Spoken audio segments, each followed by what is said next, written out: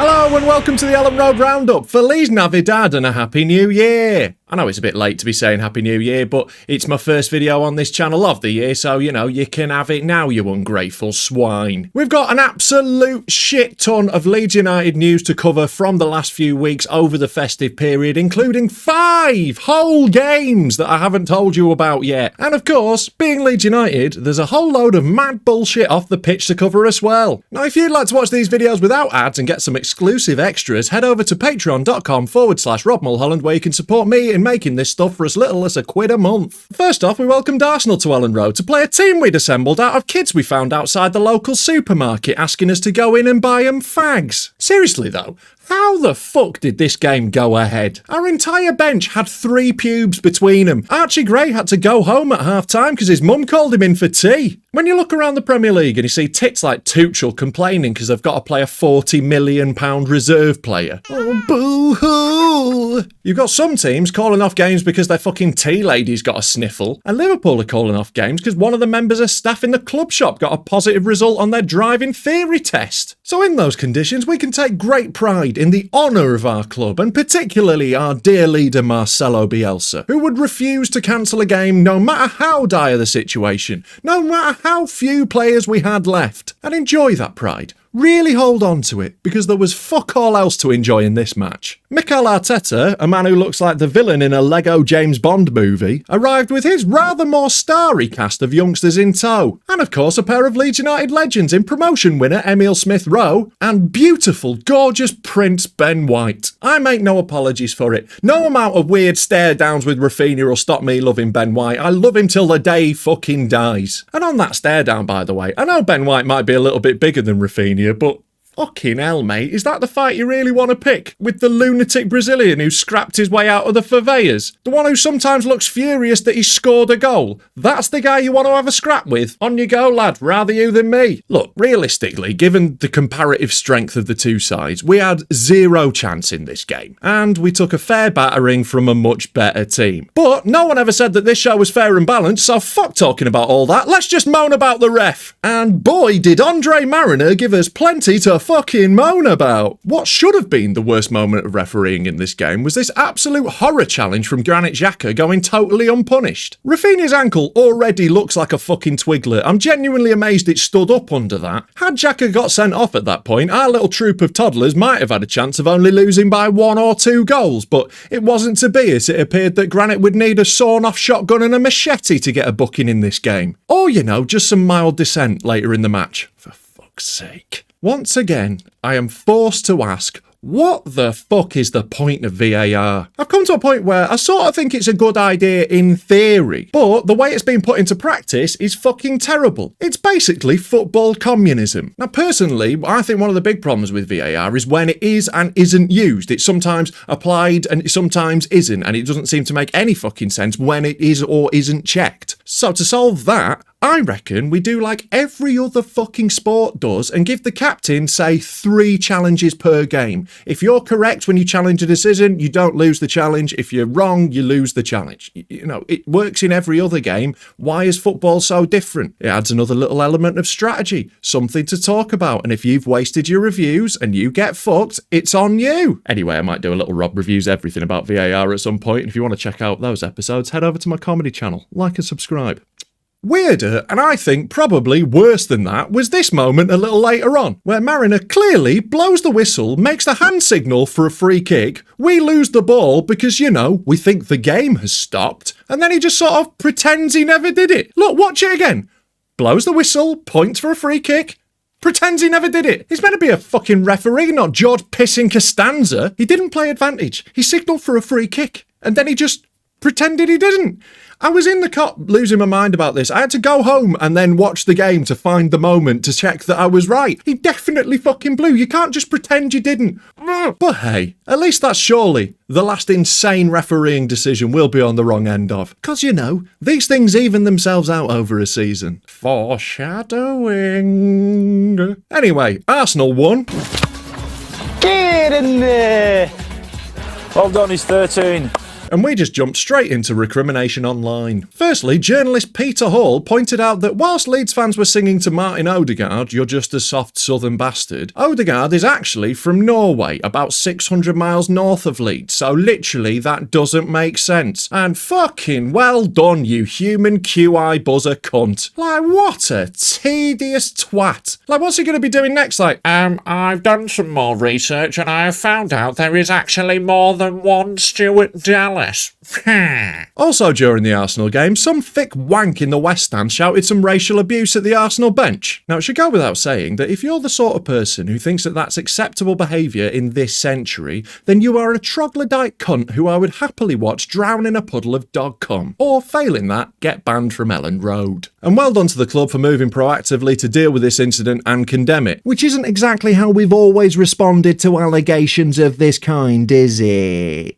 And with the club and the police working on the issue, that should have been the end of that. And it would have been were it not for one idiot reporter asking a visibly furious Bielsa whether he condemns the abuse. Like, what a fucking stupid question that is. What response is he expecting to get from Bielsa? Just like, oh yeah, actually, I love a bit of racism, me. I think it's great. We could do with a bit more of it. They're just looking for some little phrase that they can twist the wrong way and make him look a cunt, and he wasn't having any of it. You fucking go, Marcelo. And that reporter wants to be careful, because when riled, Bielsa definitely will settle it like a gentleman. In the days that followed, it was confirmed that Leeds would be receiving a £20,000 fine from the FA for players surrounding the ref in the Chelsea game.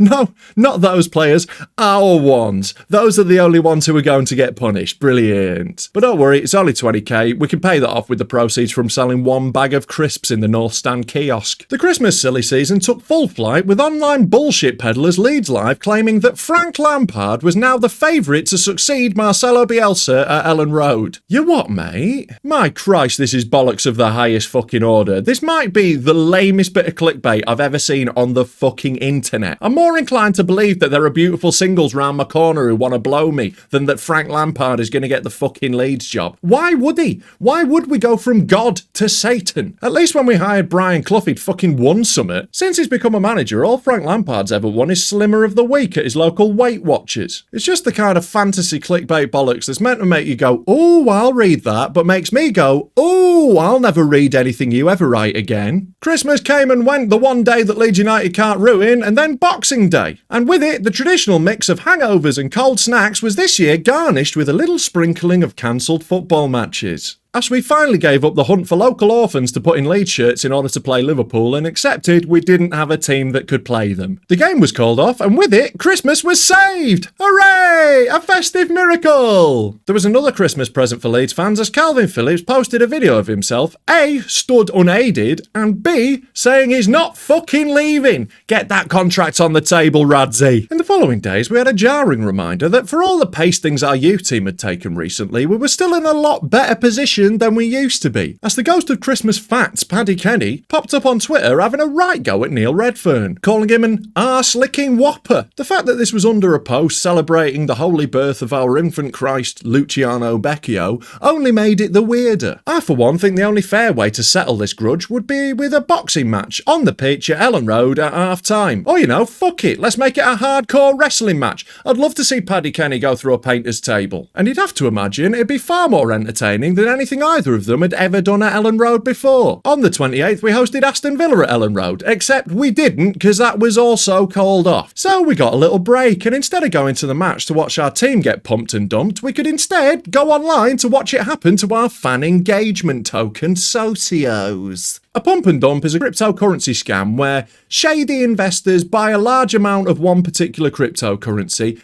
and then they use like a network of these dodgy investor tips sort of networks where they have WhatsApp groups and Telegram chats in order to convince a load of gullible potential buyers that this is the hot new coin to buy. And when they all start buying it, they see that the price rises and rises, they get more and more excited, they buy more and more of it, and then when it hits a peak, the original investors cash out their massive amount of chips and flatten the market, completely compressing the coin, and it goes right back down to where it was. All the other investors lose all their money. Now, isn't that a cool thing for our club to be involved with?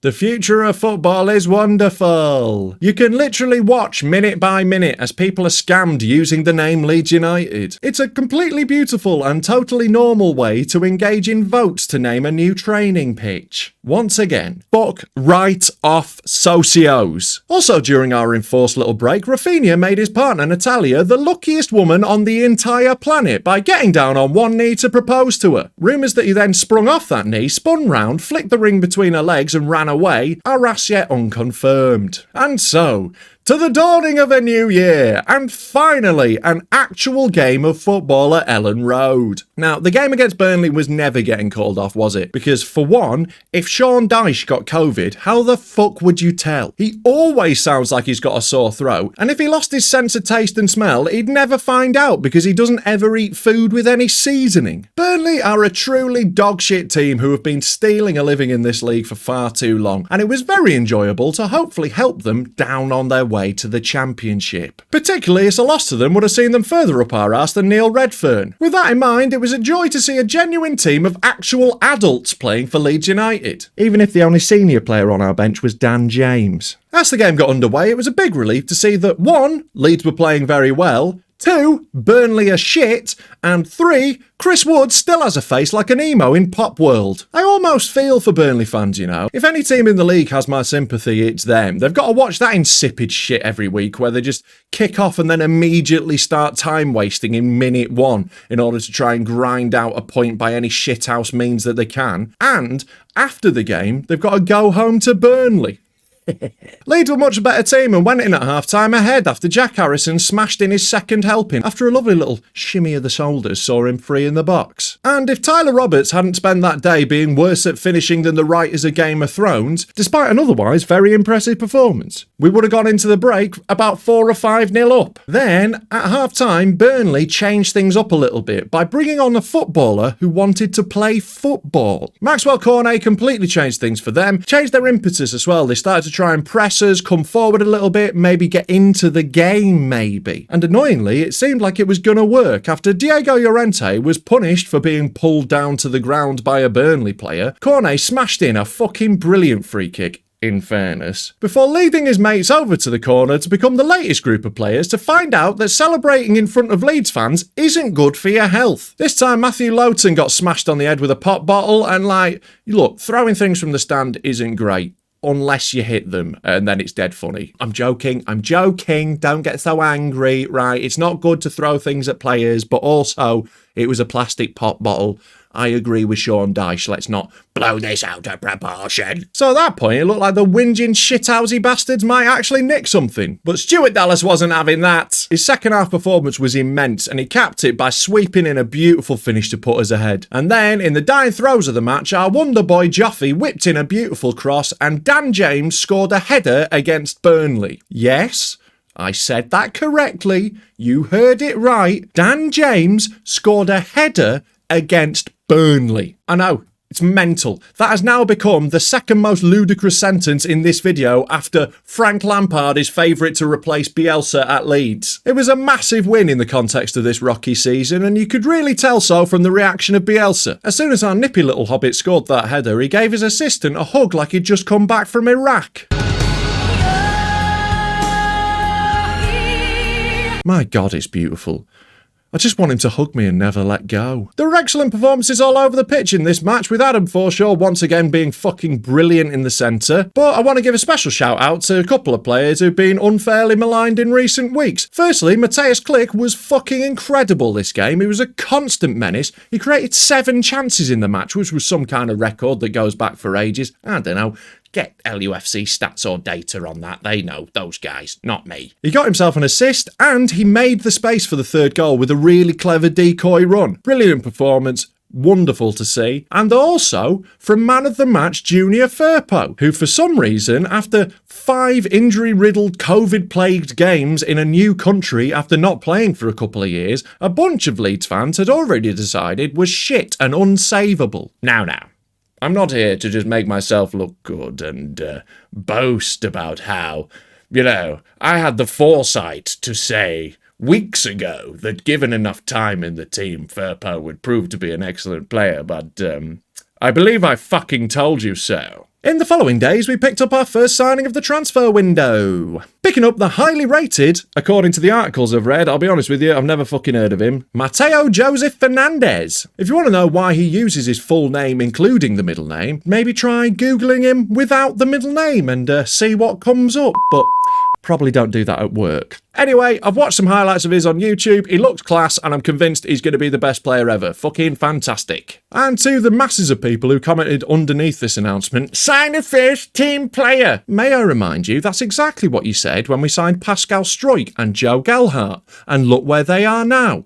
The treatment room. Because that's right, we were also treated to the news that both teenage dynamo Joffy and Tyler Roberts were both injured again in mysterious circumstances. And in response, my mate, my pal, my hairy sweet prince, Mickey P. Kerr, dropped an absolute banger of a tweet, suggesting to Phil Hay that he recommends that we downgrade our training sessions to manslaughter ball. Chapeau, sir. He's very funny, is that lad. I love him a lot. It is beyond a joke at this point, the injury crisis is absolutely mental. Oh, hold on. Oh, sorry, I'm just getting a little live update, and it appears that actually you, the viewer, are injured, I'm afraid, and are out for a month. Sorry. And so we very literally limped on to Sunday and a visit to London to go to West Ham's shiny new shithole of a stadium. The Olympic Stadium is surely the most inappropriate venue for football since the Western Front. Now, typically, Leeds in the FA Cup have a record about equivalent to American GIs in Vietnam, and this game was to prove no different, as we were beaten on the day by a team we'd struggle to argue wasn't the better one. Despite excellent showings from the young lads Lewis Bate and Leo Hjelde, if that's how you say it, Hjelde, I don't know, one of them. Anyway, he was fucking brilliant. Looking forward to seeing more of him in the first team. But